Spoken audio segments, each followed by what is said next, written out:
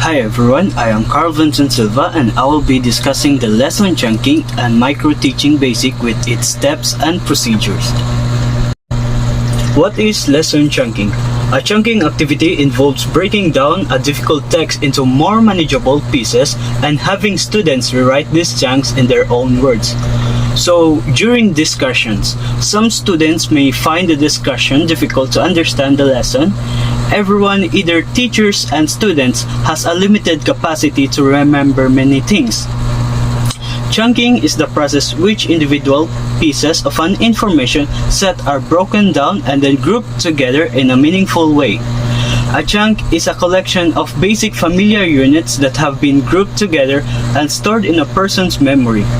The chunks which the information is meant to improve short-term retention and bypass the limited capacity of working memory. Why we chunk content? George A. Miller formulated the chunk concept in 1956 as he presented evidence that working memory is limited in capacity. Chunking allows people to take smaller bits of information and combine them into more meaningful and therefore more memorable wholes.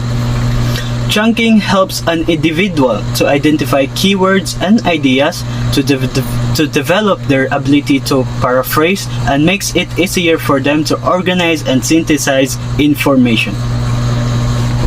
4 steps to chunk information. Step 1. Start at the highest level. Use a chunking strategy while determining the content hierarchy of a course. Determine how modules, lessons, and topics will be organized into logical and progressive order. So start with a large chunks of conceptually related content and use this as your modules. There are numerous organizational strategies such as simple to complex, cause and effect, sequential, and etc. See how to organize content for more on this. Step 2. Modules into lessons into topics. Divide modules into smaller related chunks and this will become your lesson. Continue with this process until content is broken down to the topic level. As you become more familiar with the content, fine-tune the internal structure. Step 3. Chunk at the screen level. When you have a solid module lesson topic structure, organize the content so each screen consists of one chunk of related information. Depending on how you design, this could be at the topic level, at the detailed learning objective level, or at the concept level. As a guiding rule, avoid introducing multiple topics, learning objectives, or concepts at one time. Step 4. Do a working memory check. Throughout the process, think in terms of working memory. Do you really need to include all the content you have in front of you? If not, get rid of extraneous content. Less is more. Will the chunking of content require the learner to hold more than a few things in memory at one time in order to understand it? If so, break it down again. Fortunately, the visuals and the text in multimedia courses can lessen the demands of working memory. Good day everyone, I am Vincent Silva and I'm going to discuss the procedures in lesson chunking. So the first procedure is preparation. Chunking can be used with challenging text or any length. A paragraph can be chunked into phrases and sentences, while reading of several pages can be chunked into paragraphs or sections.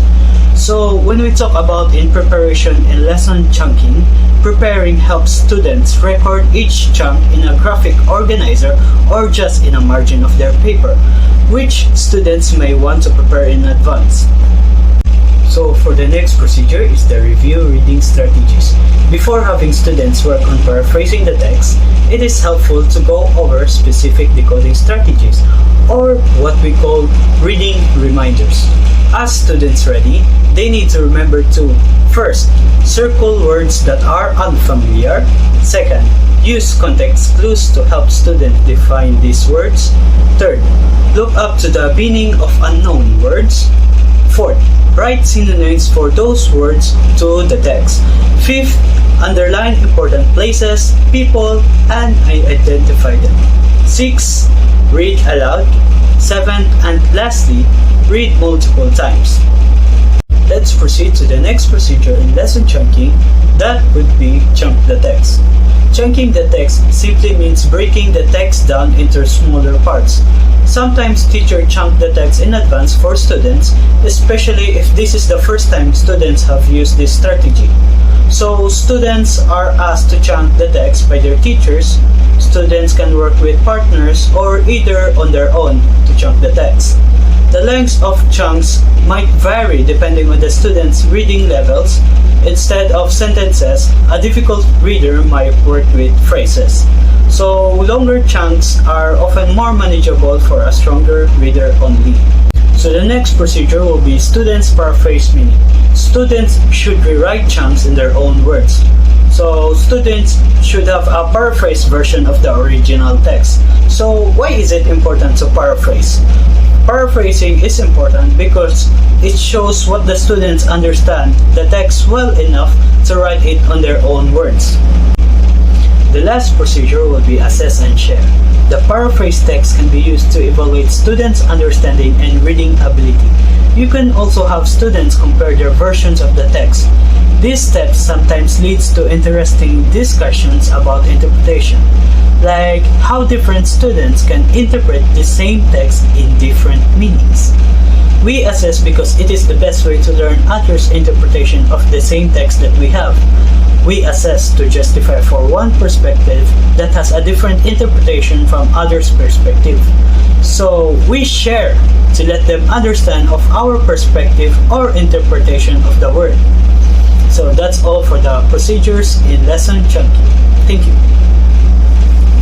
So I will be discussing the next topic, that would be the micro-teaching basics. So what is micro-teaching basics? Micro-teaching is a teacher training technique which helps the teacher trainee to master the teaching skills. It requires the teacher trainee to teach a single concept of content using a specified teaching skill for a short time to a very small number of pupils. So let me tell you how micro-teaching works. Micro-teaching sessions involve one student teacher, the class instructor or school supervisor, and a small group of peers. These sessions allow student teachers to practice and polish their teaching techniques in a simulated environment before putting them into practice with students. Student teachers conduct a short lesson, usually 5 to 10 minutes in length, and then receive feedback from their peers. Micro-teaching sessions focus on one teaching skill at a time. Student teachers rotate through the roles of teacher and a student in small groups of 4 to 5 teachers. This singular focus provides the opportunity for student teachers to master each technique by planning and teaching the same lesson multiple times, making adjustments based on peer and instructor feedback. The benefits of micro-teaching. Micro-teaching provides ongoing training on student teachers and retraining for classroom teachers in a stimulated environment. These practice sessions enable student teachers to perfect their teaching techniques before applying them in a classroom. Micro-teaching sessions also allow student teachers to prepare for a variety or classroom scenarios, including working with students or different skill levels and backgrounds. Lastly, micro-teaching provides valuable opportunities for self-evaluation and peer feedback. So there are 6 steps generally involved in micro-teaching cycle. The first step is plan.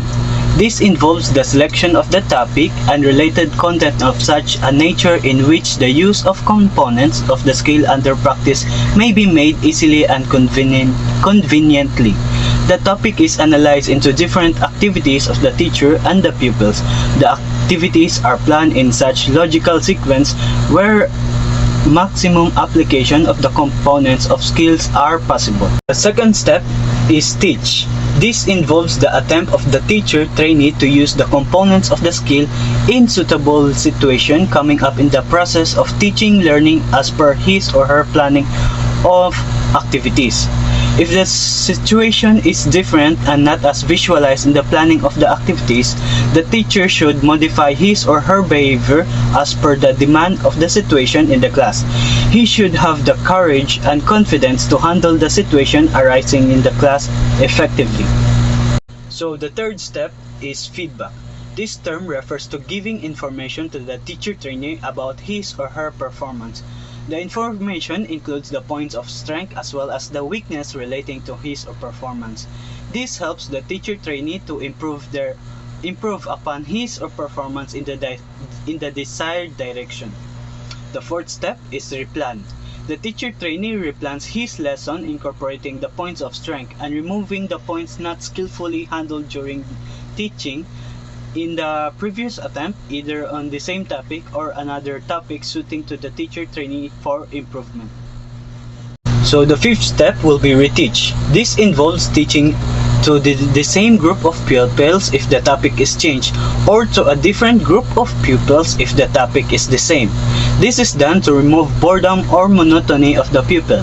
The teacher trainee teaches the class with renewed courage and confidence to perform better than the previous attempt. So the last step is re-feedback.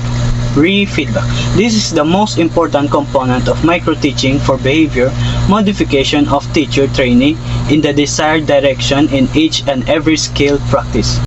Components of micro-teaching. The first component is micro-teaching situations. Micro-teaching consists of size of the class, length of the content, and teaching method, etc. Like for example, there are 5 to 10 students in the class and the teaching period ranges from 5 to 20 minutes. So the content is presented in the unit. The next component is teaching skill. The development of teaching skills of the students' teachers is provided in the training program, such as lecturing skill, skill of blackboard writing, skill of asking questions, and etc. It is a set of teacher behavior which are especially effective and bring about the desired changes in people's 3 important teaching skills and crucial when working as an educator. These skills helps a teacher keep their classroom engaged and interested in learning. So knowing the most desirable teaching skills as well as how you can highlight them can help you find a teaching job that you can enjoy. So when we say teaching skill, we earn our hard and soft skills that help a teacher to keep students engaged. So these skills can also help teachers position themselves as an educator, earning the attention and respect of their students. So the concept of these teaching skills refer to a different direct or indirect practices of or behaviors adopted by teachers to enable a better learning experience for their students. So these skills may help students learn to engage in a better way. The next component is student-teacher. The student who gets the training of a teacher is called student-teacher. So a student-teacher or a practitioner is a college, university, or graduate student who is teaching under supervision of a certified teacher in order to quality for a degree education. So the term is often used industrially with pre-service teachers. So therefore, student teachers are expected to engage students and learning content through activities, assignments, groupings, materials, resources, structure, and pacing. So they will learn and implement questioning and discussion techniques that promote students' participation and knowledge acquisition. For the next one is feedback devices. Providing feedback is essential to bring changes in the behavior of the students. Feedback can be provided through videotape feedback questionnaires. So it is an information supplied to the individual, and success of micro-teaching depends on the feedback, which can be used with the process of teaching as well as after the lesson taught. So we say that effective feedback for learning comes from teachers responding to students with specific goal of improving the students' performance. So feedback is more than just a praise or criticism. It's an ongoing process of versus communication and adjustments. The last component is micro-teaching laboratory. Necessary facilities to feedback can be gathered in micro-teaching laboratory. So necessary facilities feedback and we gather in micro-teaching laboratory. So this is especially equipped to control environment for observing prospective teachers and students. Also, it is fitted with sensitive cameras, isolated isolated, controlled, and other digitalized materials. So when we say micro-teaching lab, it is a place where lectures are recorded via closed television, as well as the place where teacher and student courses are recorded for training students on pedagogical applications. So that's all for my report about the lesson chunking and micro-teaching basics. Thank you for listening.